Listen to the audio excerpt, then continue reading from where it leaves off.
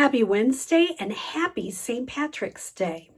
So today I'm here to talk to you about punches. Now you can get punches lots of different places around, but I'm going to talk to you specifically about Stampin' Up! Current punches that they have. I like because they're slimline and they stack well, and I have a case that I got that I can stack them in, and they fit beautifully. I usually use them upside down. So I would have something stamped, fit it in, and then punch it out. So this is the postage stamp punch, and it's become my new favorite. But that's how I would use our punches, most of them. There's one that I don't use that way, and this is the detailed trio punch. I think that's what it's called, detailed trio punch, and it is on page 165 of the annual catalog. And I usually do this one flat. This is going to give me a rounded corner, and I just make sure I got it in there the way I want it, and punch, and you get that neat, sometimes you get that little rounded corner. So that is one of the few that I use like this. Most of them I turn upside down. So I want to show you some tips and tricks. But before I go, let me just remind you something I say to a lot of my people that come to my classes: stamp first and then punch. If you're trying to punch something out and then get the stamp like center, it's very difficult. So stamp first and then punch. So I've been looking at lots of videos from all different years to give you some tips and tricks. So let's say I want to use this punch. It's the Timeless Label Punch. And I really like that look for my project. But I want to use this same. How do I do it? Well, first of all, you make sure that your paper is the same size as the punch. And this might be a smidge. I might need to just trim off a smidge on this to make sure it'll go through, but not much. You don't want to trim off much, but just a smidge to make sure it'll go through. Let me make sure. I'm going to open the punch, use this, just push it up. If this ever comes back out, you can always put it back in. I've done that lots of times. So I'm going to feed this through. And then what you can do it either way. Let's say I feed it through this way. And I punch. I get it lined up the way I want it to. I'm trying to do it so you can see it too. And now see this one? This edge is a little bit too thick. That's why I'm getting a little bit of creasing. Let me trim that off just a smidge, a little more smidge. And see, now when I'm putting it through, I shouldn't get that. So I'm going to put it through and line it up. Oh, that's so much better. So now I kind of go, well, how far do I want that? Well, I think I want it right about there. Trim. And then I'm going to do the same thing. Always have to think the way to do it. I go through this way. And then I get it kind of where I want it. I think I want it there. And now I've used one punch and I've got it the size I want. Isn't that a clever little trick? I wish I thought of it, but it's on several. I could say it's from one person. I saw it originally on Stampin' Jill, but it's from 2016, so I've seen lots of people use that trick. So if you have a punch and you don't have it the size you want, make sure you cut your paper the size of the punch, and that's what this grid paper's for. I line everything up on my grid paper, put it through, punch either side, and you've got it the size you want. So that's one little tip for punches. Now, wait a minute. What if I have a piece of paper? I'm just going to grab a scrap here for my postage punch. And I'm going to punch it out. oh, it's too big for my saying. What do I do? So you can put this in and you can make it, let's say I want that style, but I want it thinner. So I'm going to put it in and make it a little bit thinner. You know, depending on what you've got, you can decide, and you can punch it again. I would get it a little bit more even than it is right now, but let's say I want it. Oh, here's another trick. I'm having trouble feeding this through. What do? Well, I cut a little strip of cardstock. I give just a teeny tiny bit of adhesive. Stick it on the side, and then you can feed it through because you have a handle to grip on. All right, let's see. How do I want this? Oh, I want it that big. And I've used the postage stamp, but I made it smaller.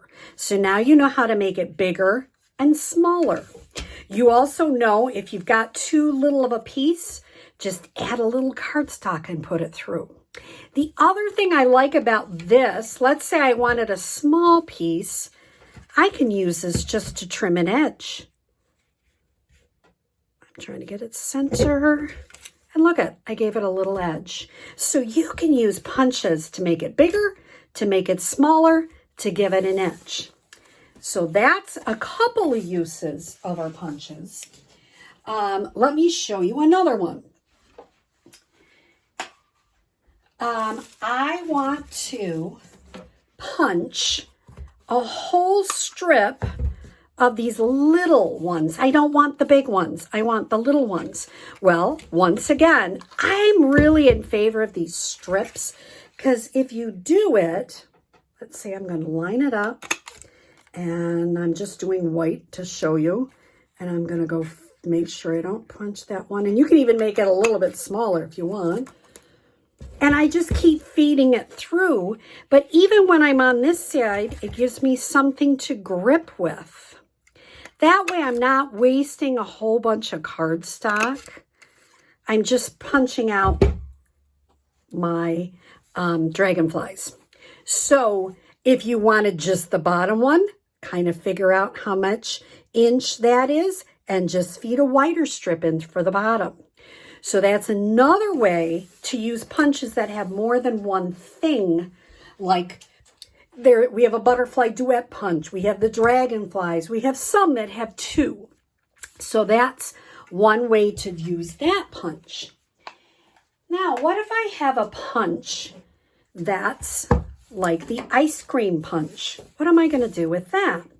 Well, I learned this tip from Missy Shipman, but I'm sure other people have done it similar. This is from the Sweet Ice Cream set. And what she suggested is that you punch the punch out. And then when you're stamping, you can ink up your stamp on a piece of white paper. You can put it right there and stamp it right in that space. Then when you go to punch it out, it'll be lined up correctly. So that's one great tip. Another tip I've seen is somebody actually, if you're going to line it up, let's say on one block, they actually put these here and got them lined up. Then they got a square block. Oops, I have to put them the other way. So it'll adhere to the block. Oops, don't do that. Do it the other way so it'll adhere to the block. They lay it here and, nope, how did they do that? Don't you love when I make these mistakes right on camera? So you can see we all learn. Then you kind of put it around, turn it, and push them down. And that one worked. And so when you stamp it and you cut it, it would be at the exact correct spot. So two different ways to get punches that have multiples on them. Now Now my last tip for punches. What do you do when your punch is starting to get a little bit dull? I used to call this as a kid tin foil. My mother always called it tin foil. It's really aluminum foil. And I started with a piece, I don't know, maybe 18 inches wide. I folded it again, really flattened it down. So you're getting like 4 pieces of aluminum foil and just start punching. And you know, it depends on how dull your punch is. Start punching and this will sharpen your punch, believe it or not. So do quite a few to really get... My husband said he read something that aluminum foil sharpens something else too. I'm not sure why aluminum foil does this, but it's a great little tip. So I hope you've learned some little tips and tricks for our Stampin' Up! Punches, and I hope you have a wonderful St. Patrick's Day. Thanks so much. Oh, one more important thing. I almost was going to say goodbye.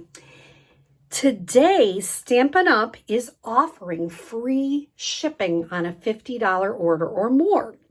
So if I were you and you had something to purchase, Stampin' Up! Does this like very rarely, maybe once a year, not very often. Free shipping is very rare. So if it's something you'd really like, I'd say order it. I will put my host code and my website right on this post. And feel free to order it. And remember, when you order, I think I said $30 or $40, I have to check what I wrote. You're also going to get put into a drawing. And let me show you what you are going to be drawing for. One is this painted embossing texture 3D folder. I love it. It is in the New Occasions catalog. This is a set of blends. These are the razzleberries. And this beautiful, it is called Mossy Meadow linen thread. It's so easy to work with. So now is the time. You get free shipping from Stampin' Up! And you get your name put into a drawing for these 3 items. So I hope you, if you have something you want to order, I hope you do it today. And have a great St. Patrick's Day. Don't forget, on Saturday, I'm going to be showcasing the Fine Art Floral Suite. So tune in for that. Have a great day.